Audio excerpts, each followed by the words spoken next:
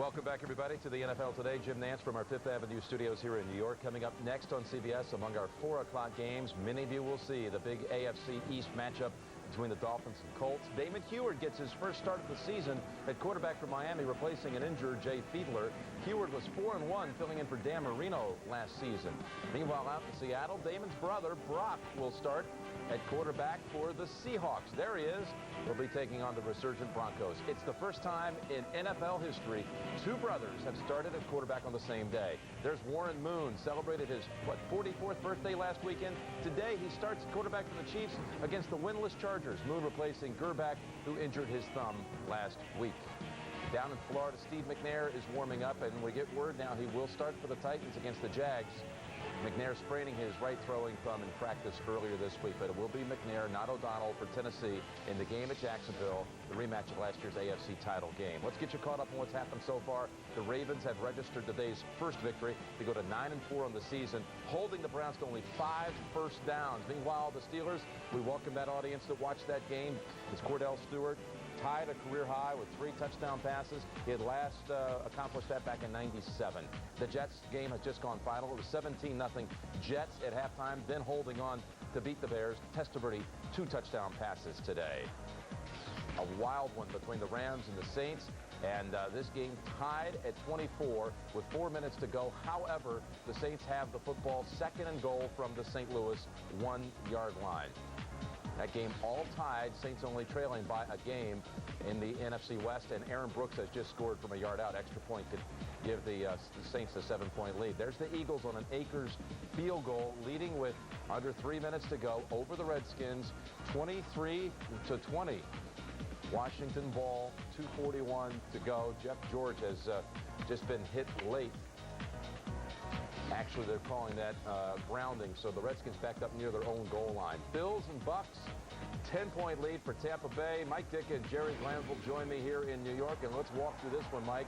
The Bills, took the lead right here. Well, it's what Johnson does best. He buys time. He moves out of the pocket with his legs, and he finds Jonathan Lennon for a touchdown in the end zone. Now, this is a tough football game. This drives him down. Good play by Sean Teague. Defense has got to play this better. You got to account for the quarterback in these situations. And here, I think this is this is another play right here where they get the ball. Pierce is just trying to make too much out of it. Trying to get the first down. He loses the football. And that's a big play. They could have tied the football game at that point. And here's their best football player. Work done. Give the ball to him. He'll make something happen. And just moments ago, this might have been the backbreaker. This put him up 10. The kick return by Carl Williams, 73 yards.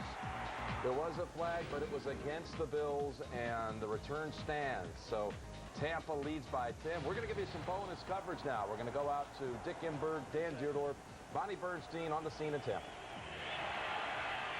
And the throw complete.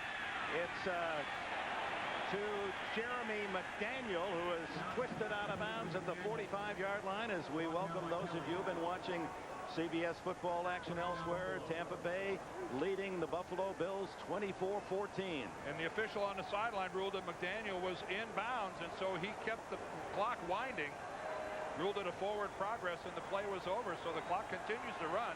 Buffalo's got to get with it. 3 minutes, 40 seconds left. The Bills trail by 10. Carl Williams, 73-yard punt return for a touchdown here in the 4th quarter. The big difference has Mold. A rare drop by Eric Mold. He tried to run before he caught the ball. Well, you don't see this very often. Eric Mold has caught just about everything that has come his way so far in this game. Take a look at it right here. Let's look at the head, look downfield. That's a classic look where you took your eye off the football and didn't watch it come into your hands. And he was looking at John Lynch, a remarkable starter, dislocated shoulder a week ago. As you look at the game summary, as all the yards belong to Buffalo, but the score is on the Buccaneers side. Johnson winds up and then winds down. Derek Brooks for the fumble, and it goes to Sean Bryson. Bryson actually got a shovel pass. Rob Johnson didn't see it. He is down on his face at the 30-yard line. Rob Johnson is hurt, but what a job he did of getting rid of the football before he's planted by Derek Brooks.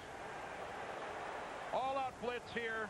Derek Brooks has and throws him into the ground, but Rob Johnson, fooling everybody, just flips it to Bryson.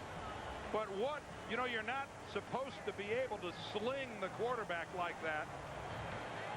Again, let's take a look at the velocity with which Rob Johnson is thrown into the ground. But really, that's when you look at it from that angle, there's really not much else that Derek Brooks could have done.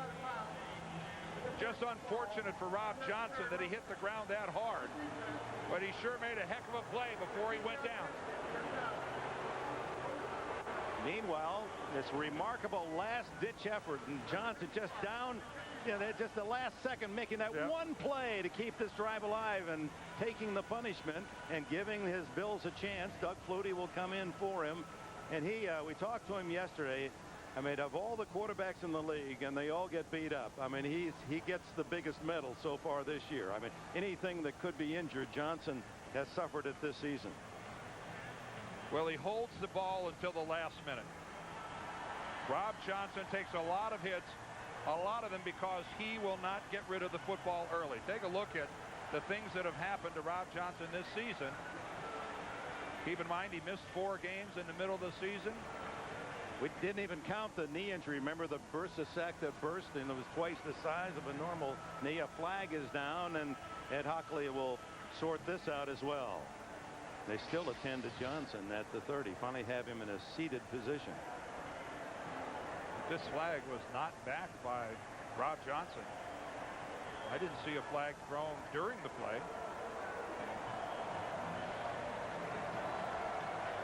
Oh, he's woozy.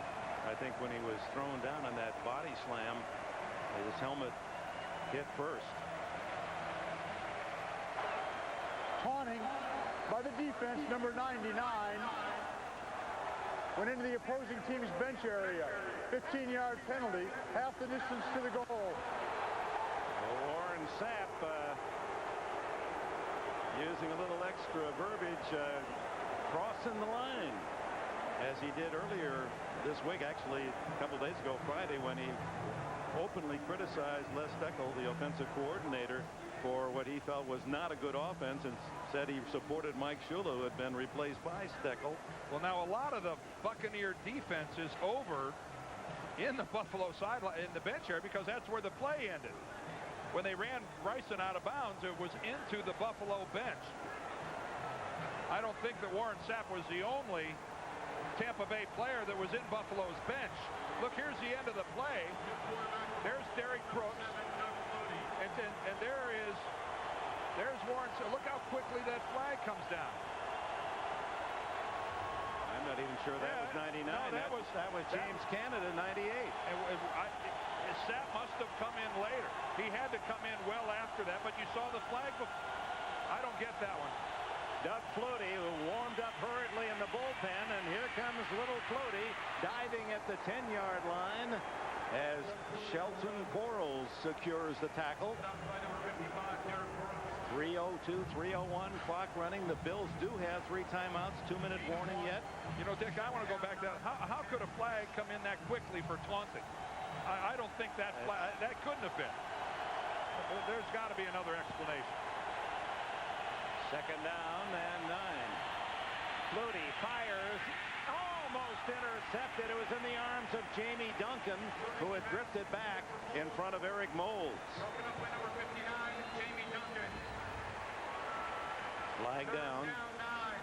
And here comes Rob Johnson back in. Can you believe this? Well, Doug Flutie throws that right into the hands of Jamie Duncan, who has 2 interceptions on the year. Duncan, the middle linebacker, replacing Hardy Nickerson this season. But look at this. Rob Johnson somehow got rid of the cobwebs.